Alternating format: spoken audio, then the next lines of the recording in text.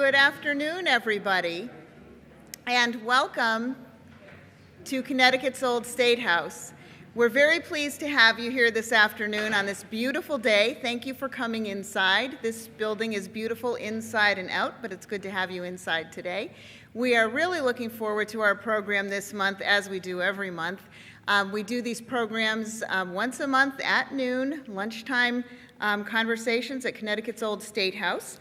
And these programs are produced by Connecticut's Old State House, but they are funded with help from Connecticut Humanities, and we are very pleased to have their support in this program and others that we do. Connecticut Humanities really helps us explore what it is to be human and what it is to be human in Connecticut, and so today's topic fits in so beautifully with that. So we're very happy to have you here for this. A lot of times we do a short lecture followed by a panel discussion, but today is a different kind of program. It's an in-depth conversation with Nick Bellantoni, our outgoing state archaeologist. And if you know Nick, you know he has provided incredible service to the state of Connecticut. I have had the pleasure of being able to work with him and see him at work in a couple of times in my life. Once when I was at the Noah Webster House, he did a dig there that really illuminated things about the Webster's life. And he also did tremendous work in the town where I live, Colchester, Connecticut. And he's going to touch on a number of things from his past today. And you will have an opportunity to ask him some questions. But our main questioner will be Diane Smith, who is CTN's senior producer for program development. And she always asks great questions of our guests. So we're looking forward to a wonderful conversation today. So thank you to you, to Connecticut Humanities, to Diane, and to Nick. And please enjoy the program. Thanks, Sally.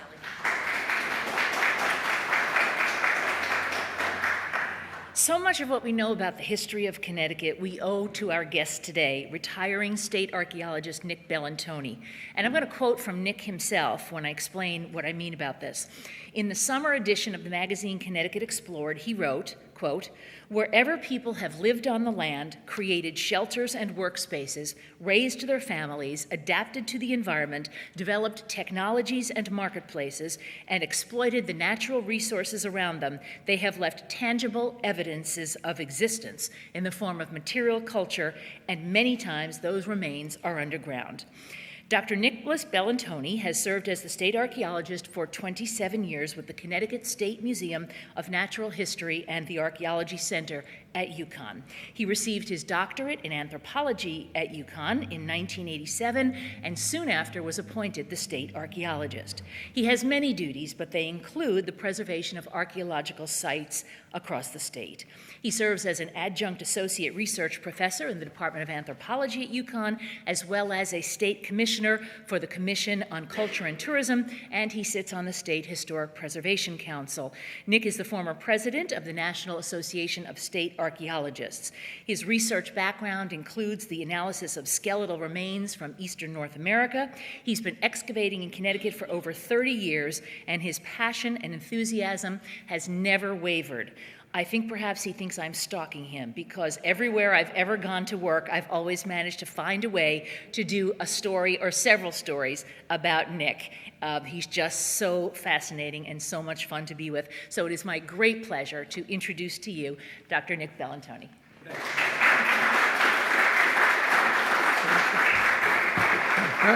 That's a tough intro to live up to, I'll tell you that. Yeah, the rumors of my pending retirement are not greatly exaggerated. We are retiring, actually September 1st. The new state archaeologist is Dr. Brian Jones, also a graduate of UConn, received his doctorate in 1998. Could not be with us today because he's doing an orientation for incoming professors at UConn, but Brian will do a fantastic job, and right now we're in the process of training him, and I'm doing my best I can to confuse him totally about what it is we do as a state archaeologist.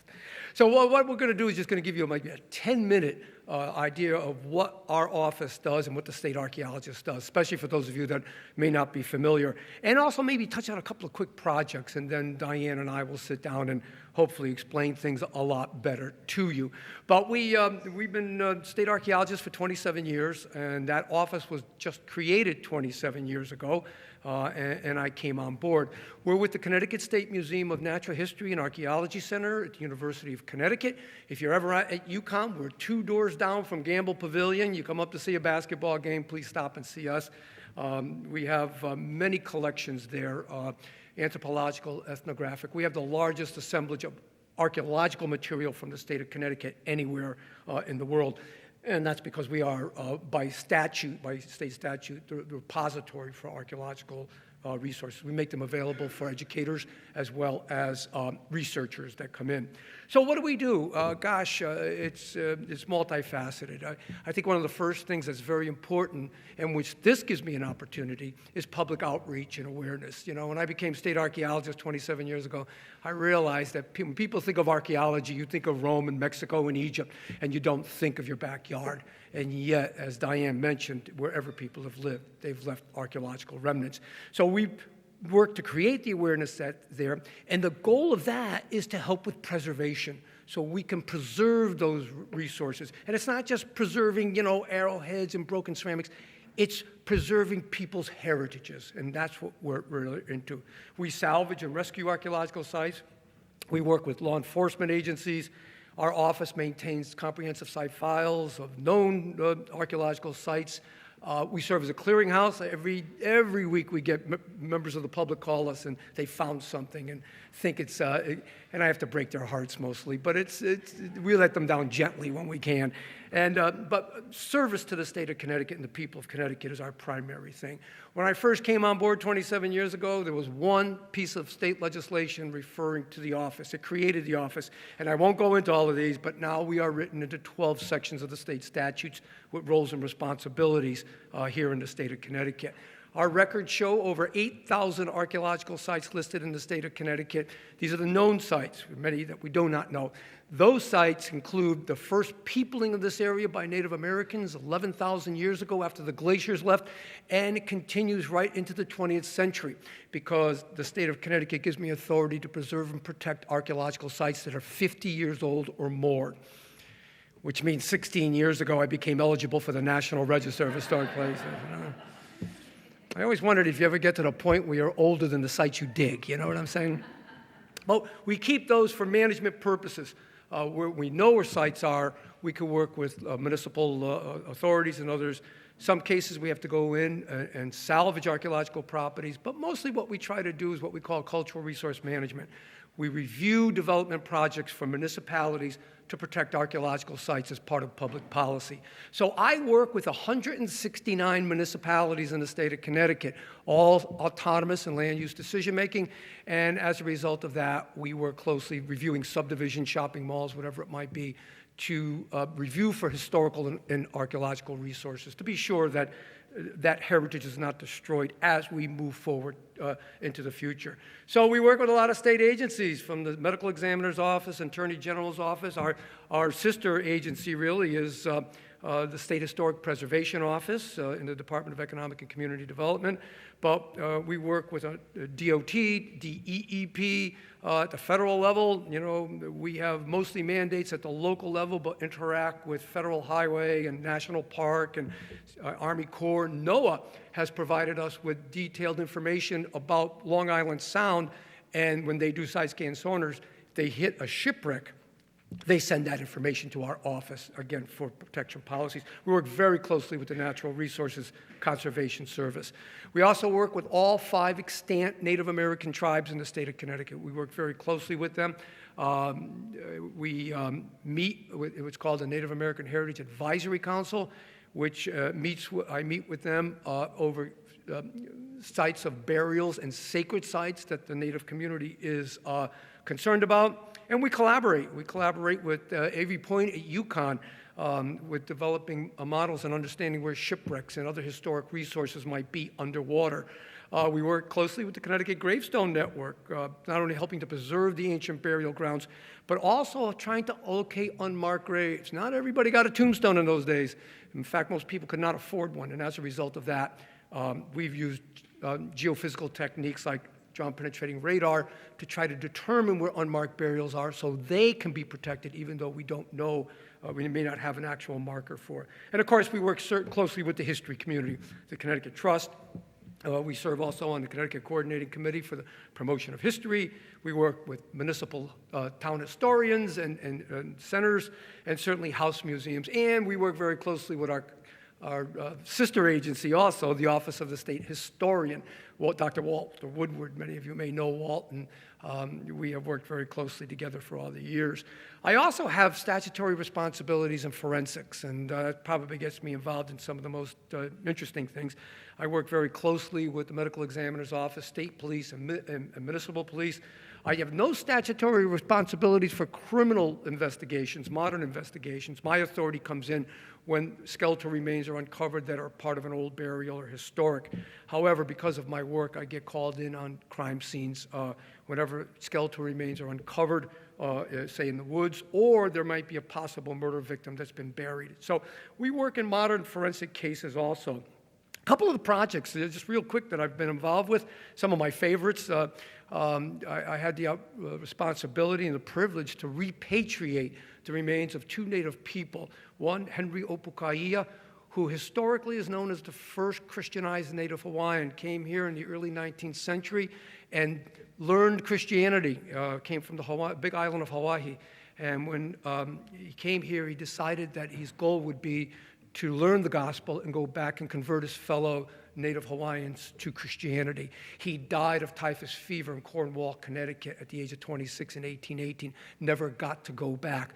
But he is the martyr. He is the inspiration that sent those ships back. If you ever read James Michener's Hawaii, it's all about those missionaries and certainly Obakaya's influence. He died and was buried here. In 1993, his clan descendants asked that his remains be brought back to Hawaii. 20 years later, the family of Albert Afredahawk asked for his remains to be brought back. Albert was performing with Buffalo Bill Cody's Wild West show in Danbury, Connecticut, when he died of food poisoning and was buried in an unmarked grave in Worcester Cemetery. And his family asked for his remains to be brought back to the Pine Ridge Indian Reservation. And I had the responsibility not only to remove in a professional and respectful way, but to do the forensic work to be sure we had, again, these two Native individuals. Henry is reburied at Kealakekua Bay in Kuna, Hawaii. This is his memorial. And Albert Afredahawk was reburied on the Pine Ridge Indian Reservation with full Lakota Sioux honors. Fabulous stories, fabulous histories, and an honor to be involved with the families on this. I'm probably most famous for vampires, and that's because in my early career, we had a sand and gravel operation, hit a colonial graveyard, and when we rescued those remains, one of them was rearranged in the grave, as you could see here, and he was rearranged because they thought he was undead and spreading diseases among the family. So I'm now this expert in vampirism. Who knew it, that it would ever happen? And I probably have the record for going into more historic tombs in Connecticut than anybody probably will ever have gone in history. Some of these tombs were because of restoration projects in terms of securing those remains, but many of them are because of vandalisms that I was involved with police departments. But I've spent a lot of time in Connecticut tombs, unfortunately, and get to know people pretty well. Brotira Venture Smith was a project we had in East Haddam, Connecticut, outside the Congregational Church in Little Haddam. It's a powerful story, but he was born Brotira Furo in West Africa in the early 18th century, and was going to be a prince in his tribe, but was warring factions. He got kidnapped and sold into the slave trade and was brought eventually to New England. He would purchase his own freedom and develop an entrepreneurship that is just amazing, including shipping, logging, farming, just involved in a number of enterprises. He is deeded. He owned land. He owned hundreds of acres of land, and just a phenomenal story of a man who didn't even own his own body and rose within our system through his own initiative. He told his story to a school teacher, and the narrative of Adventure Smith you can find online. It's a very powerful story and one of the only extant records we have that tell about Africa. We found Eugene Bradley's air crash in Bradley Airport. You may know about that. But we found it under one of the runways. Unfortunately, they wouldn't let me excavate under the runway, but we found it with ground-penetrating radar. And a case of a Connecticut Yankee whose ID tag was found in a Civil War submarine in Charleston, South Carolina. And we put on a search for one Ezra Chamberlain. Superstorm Sandy hit the New Haven Green, and when it did, it tipped over the Lincoln Oak, and when it did, it exposed burials. The New Haven Green was the first burying ground in the city of New Haven. There are hundreds of burials, and the tree exposed them. I worked with my colleague, Gary Aronson, at Yale University. We even found a time capsule that was buried under there with memorabilia from the early 20th century celebrating Abraham Lincoln's birth. 100-year anniversary.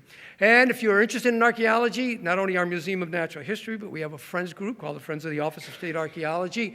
Contact them, and if you ever want to come out and get your hands dirty with me, you can do it. So thank you, and we'll bring Diane on.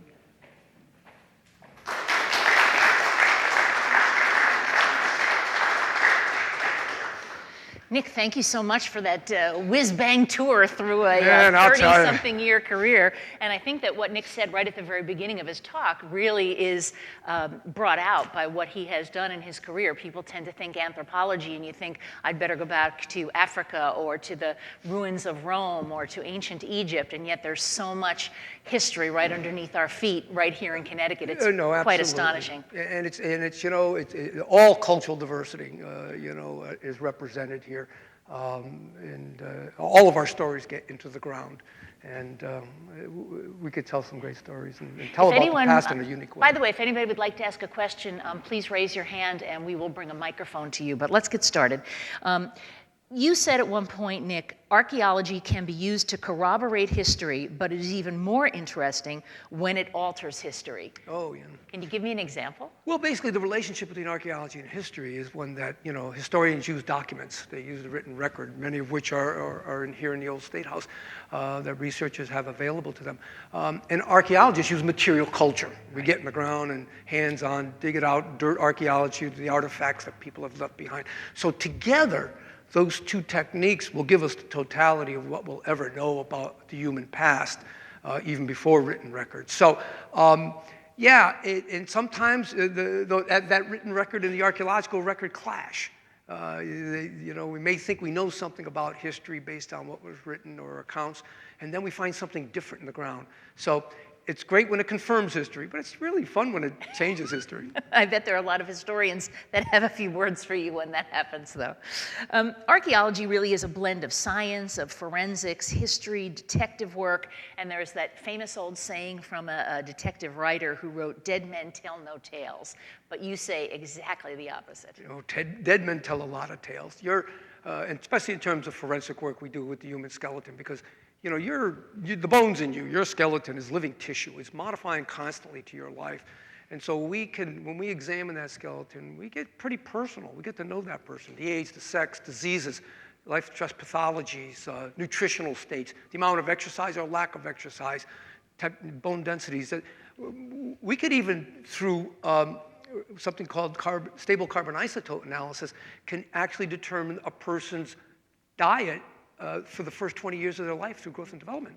We could actually see what you're eating and how it's affecting the development of your bones. So and when it comes to trauma or clandestine event, gosh, the skeletons tell a lot of stories. And I guess you guys have seen CSI and Bones. You know all of this now. When I first started talking about this, people couldn't imagine how you get this, but it's all over the media now. But it's important because for two reasons. It not only tells us something, it helps us with forensic investigations, but when we're dealing with historic remains, it really helps us understand the conditions of our ancestors, what they went through, the traumas, the diseases, the hard lives they sometimes had. And it really gives you an appreciation of what they went through for us to be here today. And you could read it in the skeletons. I think it's so interesting, Nick, that you frequently are involved in cases where descendants of someone either reach out to you or you reach out to them, and then they become very involved in what you're doing. And I think that has to put a lot of extra pressure on you as you're doing your work. And I want to talk about Albert Afraid of Hawk. Oh, sure. Because the family was there. Tell us how the whole thing started, first of all. Well, again, as I mentioned, Albert, he died in 1900, was buried in an unmarked grave at Worcester Cemetery. One of the local historians, Bob Young, got curious, found the burial record and an old map, and was able to actually say, even though there was no marker there, this is where that plot would be. And when he contacted the family, who are still in South Dakota, eventually it was a dream that brought him home. One of the granddaughters, actually his great niece, had a dream, and Albert came to her in the dream saying he wanted to come home. And so she initiated the repatriation process. And we were communicating with them, but I had no idea they were actually going to be at the site. And so when we started that first day to do the work, Marlis Afraid of Hawk, her father Daniel, and her brother John Afraid of Hawk all came to the cemetery and were there. And, you know, it's not that it put pressure, but you wanted it to go perfectly, you know, because these were wonderfully beautiful people and so concerned about their heritage and learning more about this missing person in their family who died so long ago, and bringing him home. You just want to make sure everything goes well. And they didn't just come and sit at the cemetery. They actually performed Lakota rituals while you were... They did rituals before we started, all Lakota. We wanted to make sure that what we were doing as archaeologists was going to be okay in terms of their religious beliefs as Native people. So I was constantly talking with them about my techniques and procedures, what I was finding, what I wasn't finding, and so that they could approve. I wanted to make sure they approved of all of our techniques. And but yes, they did ceremonies. They even did a naming ceremony. They gave 5 of us that were instrumental in bringing Albert home Lakota names. And they did a giveaway with blankets and necklaces, and they gave me a Lakota name. My Lakota name is Tepuwan Oshte Okaili. My wife thinks it means man who can't hear well, but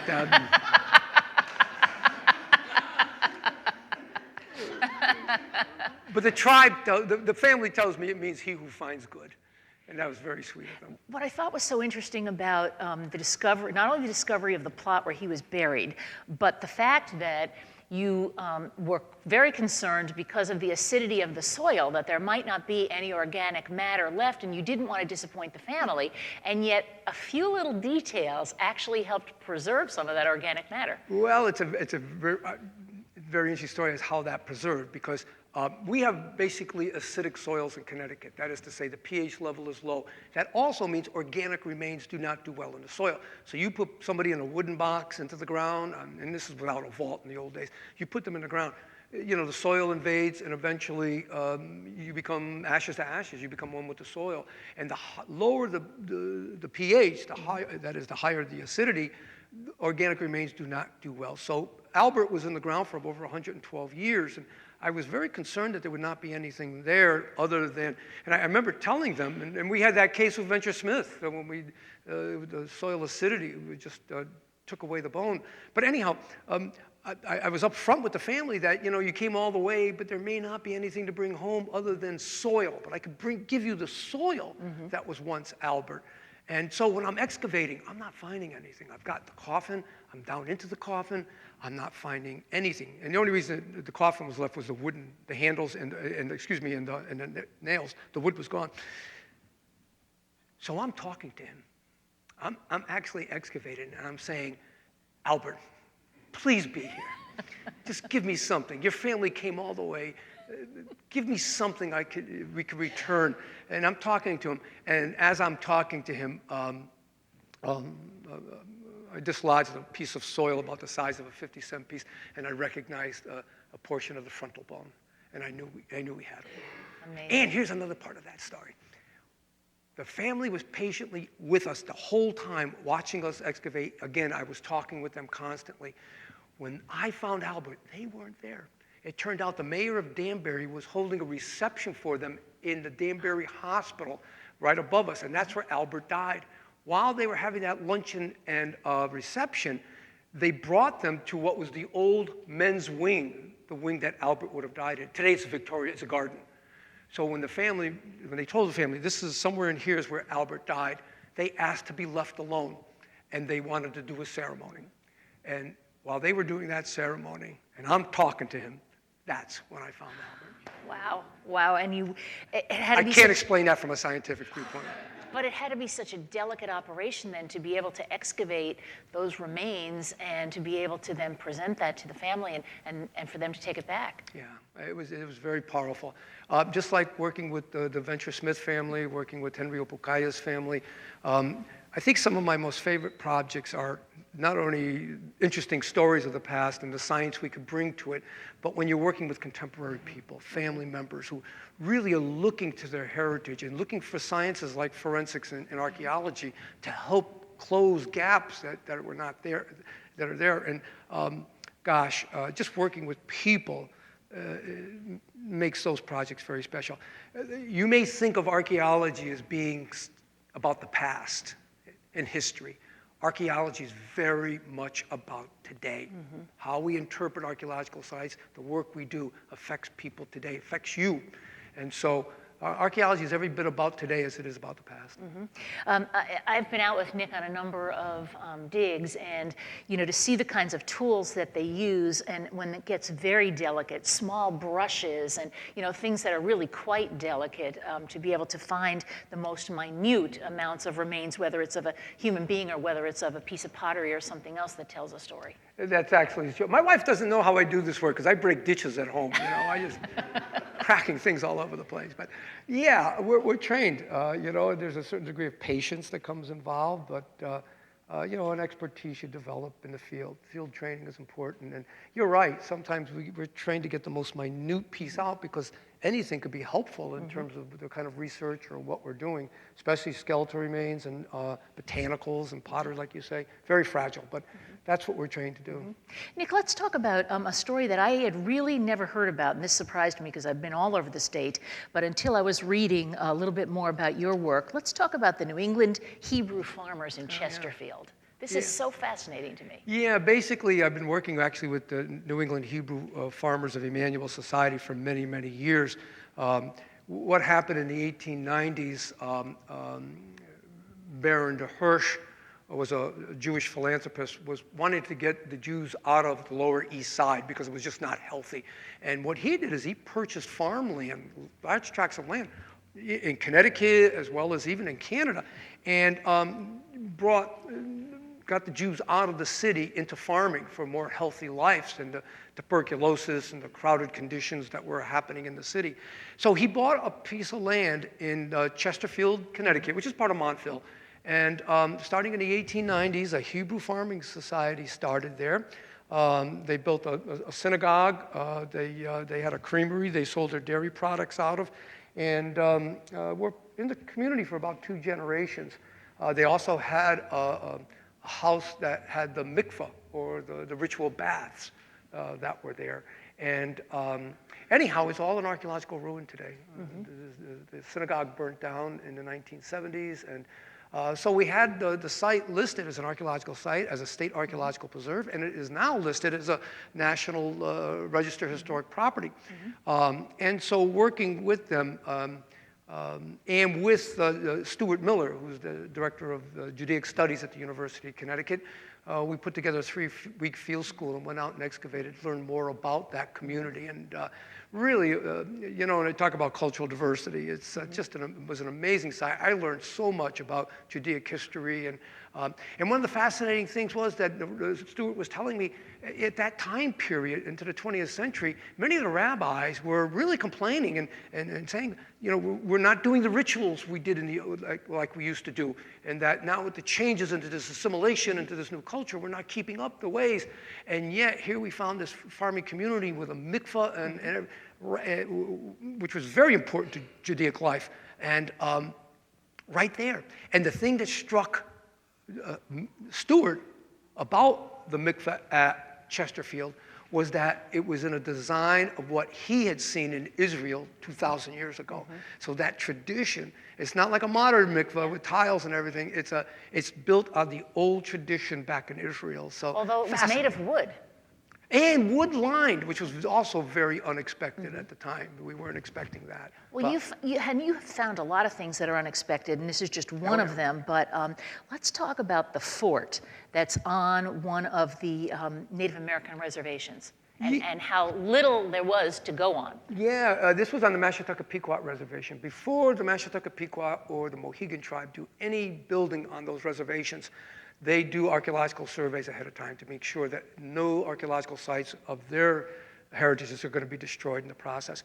So they were going to build a storage facility for some of their equipment, and they were doing the archaeological survey, and they found numerous artifacts, some of which were historic, some of which dated thousands of years ago.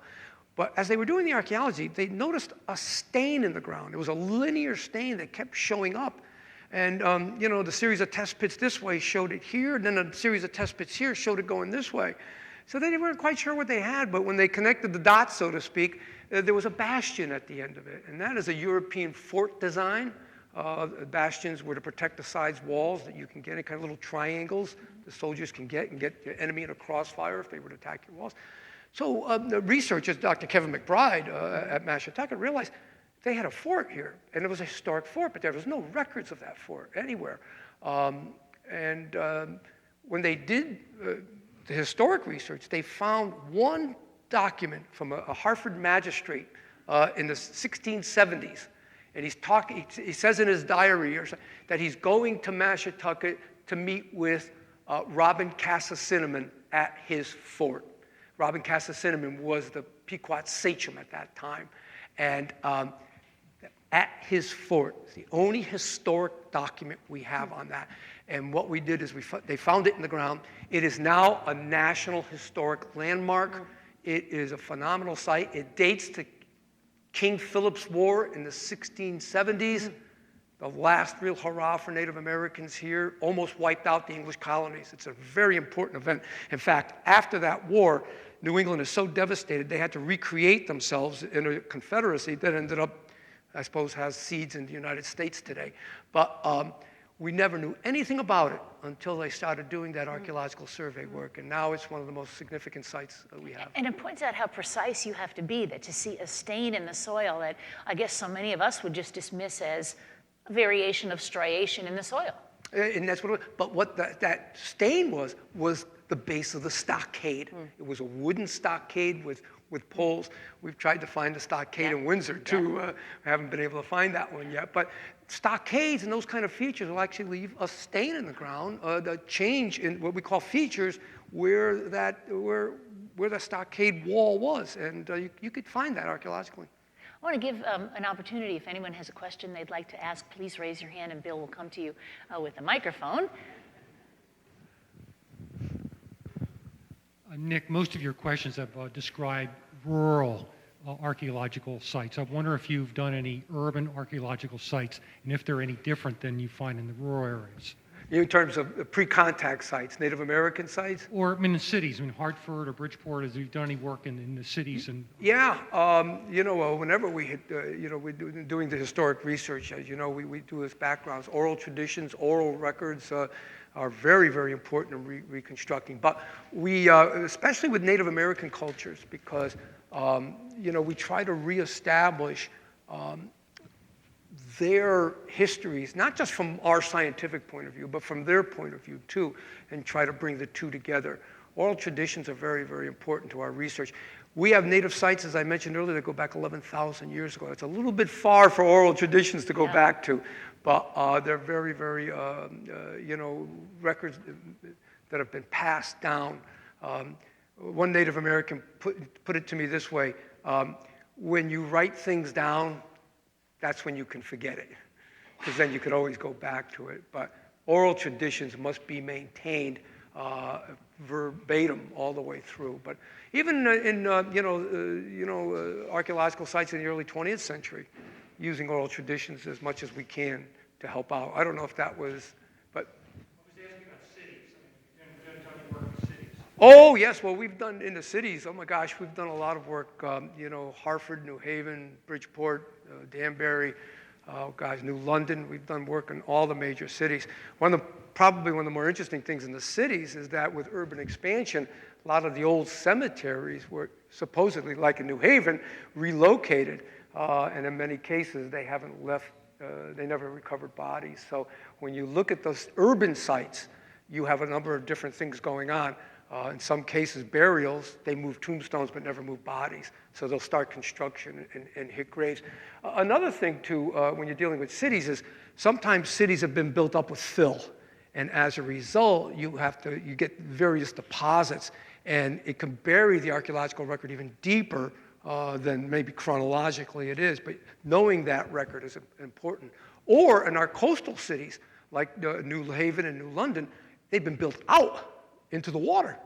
So where the original New Haven harbor was when Davenport and Eaton arrived is farther out now, all built up where Long Wharf and all of that is. So knowing that, understanding that man-made fill, that's also archaeological, but it helped us reconstruct those paths. So urban archaeology really provides different kind of challenges than we see in the rural areas. You mentioned how some of those graves were exposed on the green, and yet the history said that those bodies had been moved.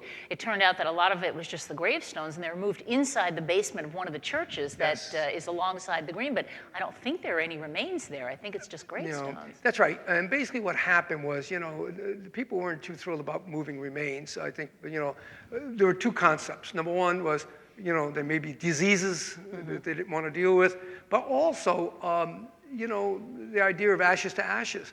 I think they just assumed that these old graves, the people were gone. And in some cases they may have been, but we now know also that in many cases they are still there. One of the things I thought that was interesting that I've learned about the burials on the green is that it wasn't really until the famous cemetery that's alongside Yale was built that cemeteries really became more the way we think of them. The burial site on the green, people were buried in the order in which they died, not by family or by where they came from or anything else. Yeah, when you go back to the Puritans, when you go back to the early, Thomas Hooker and the founders here, your mortal remains weren't considered worth anything. Once you died, it was your soul that was significant, that had to be saved. But your mortal remains weren't. They didn't even do graveside services. They may have done a service where you died, hoping your soul's going to go up. But after that, they just put you in a box and put you in the ground. So we don't. What we think of the 20th century, first century, is not necessarily cultural thoughts back then. Your mortal remains weren't worth much. To prove that, we had a project right here when we were working with the ancient burial ground with some restoration there. We found a newspaper account from the city of Hartford from the 1850s, right out here where Travelers is. They're doing construction with urban development, and they hit graves. And they speculate in the newspaper, the reporter speculates that these are probably the founders of the city. And you know what they did with the bones? Put them in a wagon, brought them to the Connecticut River, and dumped them in the river. Oh. So we wouldn't kind of do that today, would we? So it's not, we look at that as being insensitive, but, your mortal remains aren't worth anything in Christianity. And so it's, once you're dead, the concern is with your soul. Mm-hmm. Anyone have any questions that they'd like to ask now? I actually have three. I answer as many as you want. One is, I understand there's some kind of a walkway or trail across the Connecticut River in Windsor. That is an Indian trail. I'd like to hear about that. I'd also like to know what site you haven't been able to excavate for whatever reason, but you'd really like to. I mean, maybe it's on private property or it's just haven't gotten to it yet. And the third one is there any emerging technology that's going to really be a breakthrough for you and the people in your field? Oh, gosh, there are many breakthroughs in technology. First of all, getting back to that site, basically what there is it looks like a stone wall that goes into the Connecticut River, and many have interpreted that as possibly either colonial or an Indian. What it actually is a weir, not a weir, a dock. basically to get to the deeper part. Once you get north of Hartford, the river gets pretty shallow. And so this was to get to the deeper channel, which is on the Windsor side at that time. But no, the Indians, the trails transferred, they had two ways of getting around. They walked in a canoe, and so crossing the river would have been in a dugout canoe, getting back and forth. In fact, they were going back and forth to Long Island, Block Island, Martha's Vineyard at all times of the year. In terms of the changes in technology, one of the reasons I'm retiring is I can't keep up with it anymore. And we have seen some marvelous changes. We've seen, like ground-penetrating radar that I briefly talked about. I mean, you drag a sled over the ground, radar images go into the ground, come back, and they give us ideas of where the crash is, where the sites are, and it's just phenomenal. You could learn something about your site before you even excavate. Side scan sonars are just, we find shipwrecks basically, not by necessarily diving, by doing long scans of sonar, these torpedoes that just shoot out sonar images, and we can pick out anomalies that help us do that. There's even a new technology now, it's remote sensing. They fly over in planes called LiDAR, and LiDAR strips the forest. They shoot, right? Don't ask me how, but they take images from the planes, and they could strip away the Connecticut forest, and you could see everything from stone walls, foundations, old colonial root cellars. You could actually find the remnants of old charcoal kilns, and charcoal was a very important industry here, especially with the iron mines up in the northwest corner. And they could strip away the forest and actually see those things that we sometimes can't even see walking over the ground. So oh gosh, we can go on forever. We were just reading the other day about computer drones. Sciences. About the use of drones at archaeological sites. Yeah, they take pictures of me excavating, which I'm not happy about. I don't know. I've never seen a bad picture of you, honestly. That, Any other questions right now? Yes. Actually, this is just a comment for those that like to see artifacts. As a fluke, I was down in Baltimore, and there's a free museum. It starts with a B. It's like in the northern part of Baltimore proper. You could probably spend half a day in the first 2 floors going back to 10,000 years BC, and then they have all these vessels that the Greeks love to drink their wine. And I think it goes back through the Greeks, Romans, all across the world into, I don't know how New Age it gets. I kind of centered on the older stuff. If you get up higher, the artwork is very dizzying because they're limited space. I mean, they may have 20 different things in one area, and to read all about it, it's amazing. And like I said, it's free. And the gentleman's name started with a B. I'm guessing he was a philanthropist. So, I mean, if you're trying to look it up, it was awesome. Pretty good museum up on the campus at Storrs also. Oh, okay. Yes. Yeah, definitely worth going up there if you've never been, to go to the museum that Nick has presided over. Yeah, I'm from Philly, so I'm visiting up there, so that's why it was.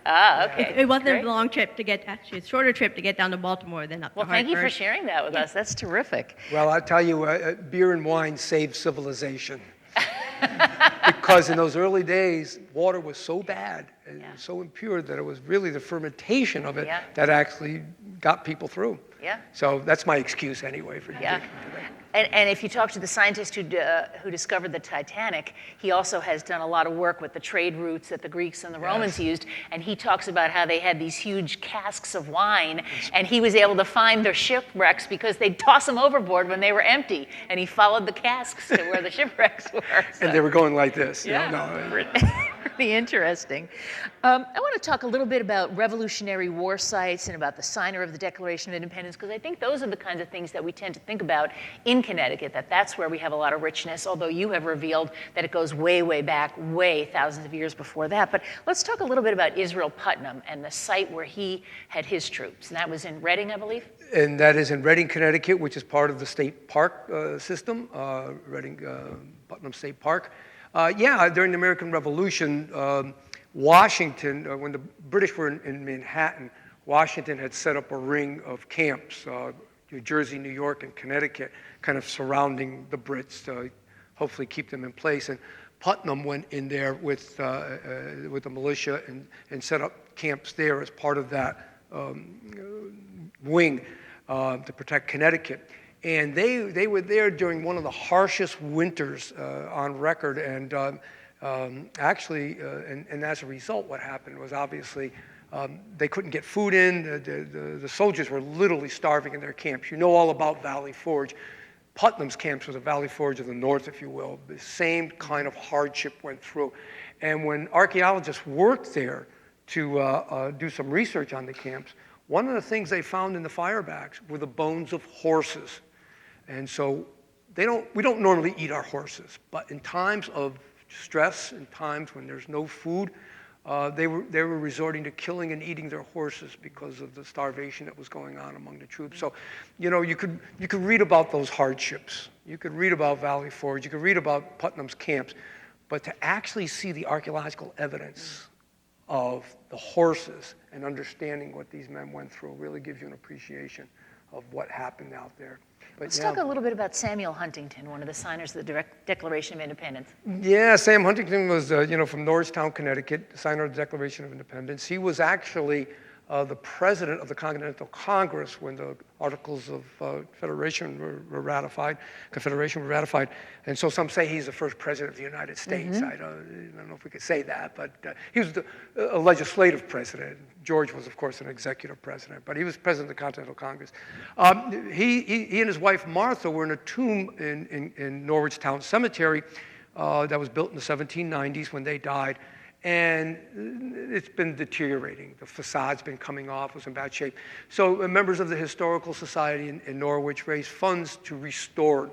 And so in order to restore it, they had to take the facade off, the brick facade. And as a result, they asked me to go in and do a forensic analysis. They had to remove the remains in order to finish the restoration project. And so we went in and the remains were not in very good shape, but we were able to say some things about Martha and Samuel. But he's kind of our forgotten founding father because unlike, he wasn't, the Renaissance man of Jefferson and, he wasn't the scientist of Franklin. And he certainly, we only have 6 extant letters from Huntington, and those are mostly business letters. He wasn't like Abigail and John Adams. We know every thought they ever had. They wrote everything down. It's just the opposite with Huntington. And so we don't know a lot about the guy. And, but he was very prominent. He was an important statesman. And I would say this, for him to be president of the Continental Congress says something about his diplomacy. Because even back then, long before the Civil War, there were differences between Southerners and Northern, and their concerns were much different. And those Connecticut Yankees, for them to elect a Connecticut Yankee as president meant that Georgia and South Carolina all had to vote for this guy. So it really says something. He must have been a very, very diplomatic and important guy, but we don't know a lot about him. But I had the responsibility of doing the forensic work and the removal for that restoration project. He was, I'll tell you a quick story. We had the reburial. They got the historic coffins for Martha and Samuel, their remains, and the governor's foot guard were the pallbearers. There was a big congressional, and the governor's office was represented, and a big ceremony for the reburial. And I was in the tomb. And they were bringing the coffin in, and I was sitting the way I found them archaeologically. Well, what I didn't know was that they had people that were prominent in the project were allowed to put a brick in to close it up. So I'm doing my work in the tomb, and I hear them closing the bricks.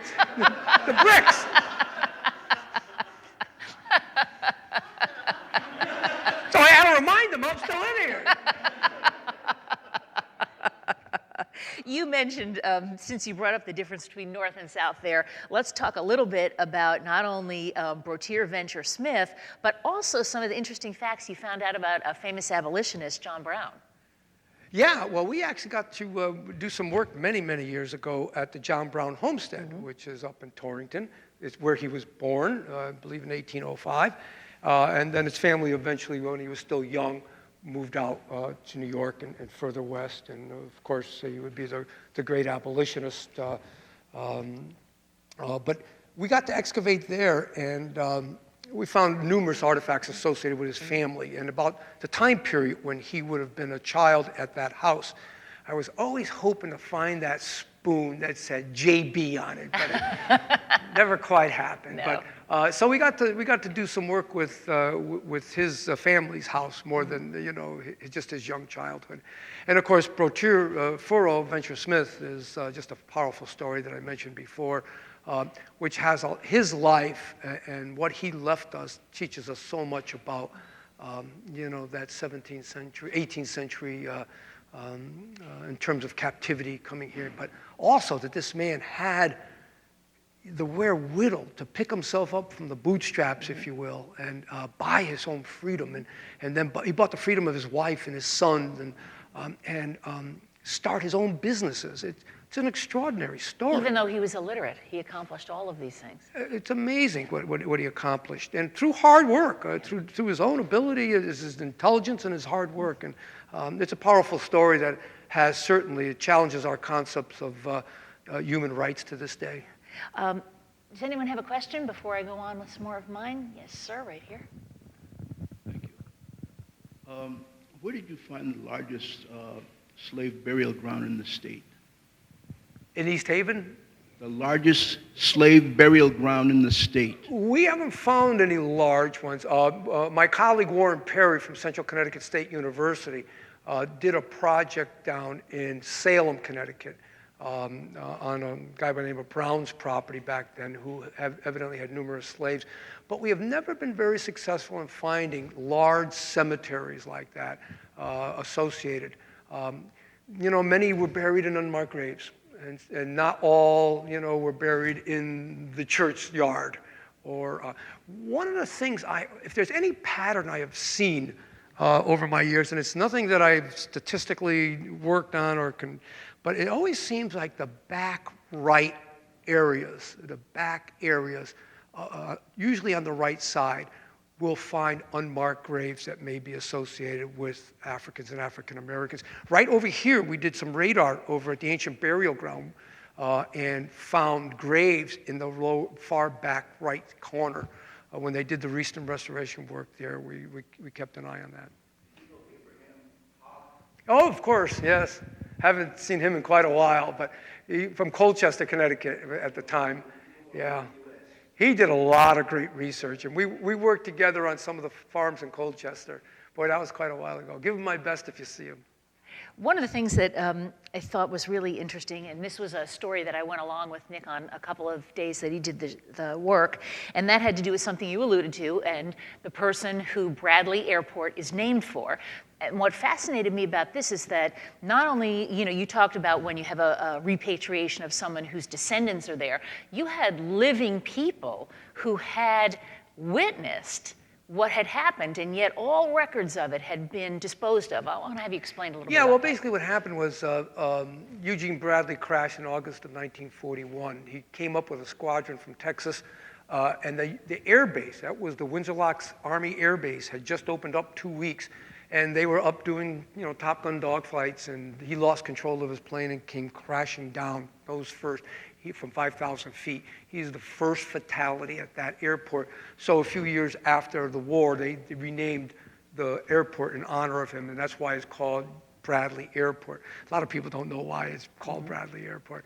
But what happened is DOT and the New England Air Museum came to me and said, we have all these we have some records of the crash, but none of the records indicate where it happened. And could you find it archaeologically? So I kind of took it on as a history mystery. And part of the research team that we put together not only looked at the military records and so forth, but we also found that there were like 6 or 7 people that were alive today that were there that morning of the crash. And we did oral interviews with them and got their recollections. And we used aerial photographs because he came down nose first. We were looking for a crater in the ground. So we looked at aerial photographs before August of 41 with aerial photographs after 41, compared them up.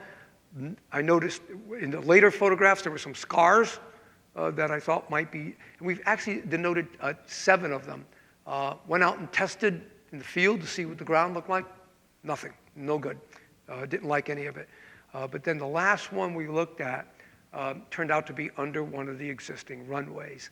So I went to the airport and I said, can I get under your runway? And they said, no, I don't think so. That's not going to happen. But can we use radar? And we did. And we found the hits I was looking for a cone crater indicative of the crash. It fit everything that for the most part. So then I said, gee, I'd love to look at the soils. And no. But, timing is everything. A few years back, you might remember Bradley Airport received funding from the federal government.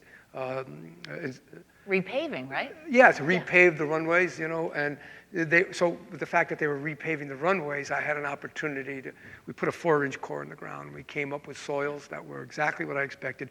We sent them over to our colleagues at the Department of Energy and Environmental Protection. They tested the soils, found all kinds of fluids in them, oils and airplane fluids. Didn't find a lot of the aircraft, which I was hoping to do to match up, but we have another site that's a possibility, but this looks pretty good at this point. Do you think that the military tried to make it disappear as quickly as possible for security reasons, or? It was 6 months before Pearl Harbor, and I think basically there might have been some security issues, and so everything was kept quiet and covered over. We've got aerial photos of Bradley Airport, by the way, during the Second World War, and those aerial photos, you can't even see an airport. It is so camouflaged within the landscape. So there might have been, I think you're right, there might have been some security issues why the records weren't as well as, but using history and archaeology to help us with the past. Not to mention that boy that was looking over the fence and That's saw a crash. Yeah, young farm boy who was, That's right. I guess, pretty elderly by He's the one of time the guys we we met him. interviewed. Yeah. Does anybody have another question before we start to wrap up our conversation? Yes. For those people who happen to live in historic home and would like to explore what may be on their land, are there any low-cost ways of doing that assessment without bringing in the state archaeologist? Well, basically, you want to bring in archaeologists that can do it right. It's not a matter of just collecting curiosities or artifacts. It's a matter of mapping, understanding the soils they're coming out of, because a lot of times, as I mentioned, these fill deposits, even in these old houses, there's a lot more you can get out of it than just a trinket you could put on the wall. And there's a story behind it. And to really get to that story, to get to the people, that's when you need good controlled archaeology. But, give us a holler, because we have a friends group, I mentioned, and student volunteers, and, we'd be happy to come by and spend a day or two and just see if you allow us to poke in your garden. But you want to do it right. That's the main thing, because otherwise you lose the context of the artifact, and losing context means you lose part of the story. I should not ignore, and this really would have fit better right after I talked about Eugene Bradley, but you were actually called in to determine whether some remains were actually those of Adolf Hitler. Oh, that's a long story. And that's a long way from Connecticut. A long way from Connecticut. I was involved in a research project. We went to Germany and Moscow, and I did some excavations where various places the Russians had buried Hitler after they came in May of 1945 to Berlin and took over the city. They found his remains and did an autopsy. Anyhow, a year later they found a skull cap. They brought that back to Moscow with the idea that it might be Adolf Hitler. And when I got involved, I showed that I was able to demonstrate, working with my colleagues doing DNA and the forensic work, that it was a woman. So it wasn't Adolf Hitler, and I don't know if I'm invited back there anymore. We have time for one last question if anybody has one they'd like to ask. It was my third question of before, and that is there one site that you haven't been able to excavate that you really wish you could, for whatever reason, it's private property or whatever? Yeah, good question. There are so many that you just don't have time. Now that I retired, maybe I'll have time to get out and do some of these things. But, there are so many fabulous sites in the state of Connecticut. I never would have imagined, 27 years ago, you don't think of archaeology. Connecticut is the capital of the archaeological world. But there is so much history here, and so much of that in the ground that, I've seen sites all across the years that I've said, gee, I wish I had time to do that. And so maybe I will now. But there are so many. Just to mention one or two would not do justice. we've got a fabulous history here, and we shouldn't forget it. And sometimes it comes in tangible sources. But yeah, I'll be busy just doing things a little differently than as a state official. All right, I have one last question. Anyone who has ever been to Nick's office knows that it is kind of a shrine to Frank Sinatra. Is your wife allowing you to bring that home and set it up at the house? My poor wife, yeah, she said, where's all that stuff going, by the way? Part of our museum was the Frank Sinatra collection, but now that's home. But yes, bless her, she's so tolerant. Yes, it's all home now. We're setting a few things in the I'll tell you one quick story. I bought a life-size cutout of Frank Sinatra, you know, and that pal Joey, you know, that with the trench coat over his back and a hat. And I forgot to tell my wife about it, and I set it up life-size in the hallway upstairs by the bedroom. She comes home from work one night, in the winter when it's dark, she makes the corner, and she gives out this bloody scream. And I go running upstairs, you know, and she looked at me and she said, "I'm taking your credit card away." Well, Nick Bellantoni, I want to thank you so much, not only for being with us today, but for all the years of service you have given to our state. It has been such a pleasure to follow your passions and learn what we've learned. So let's thank Nick for being with us today. That was good.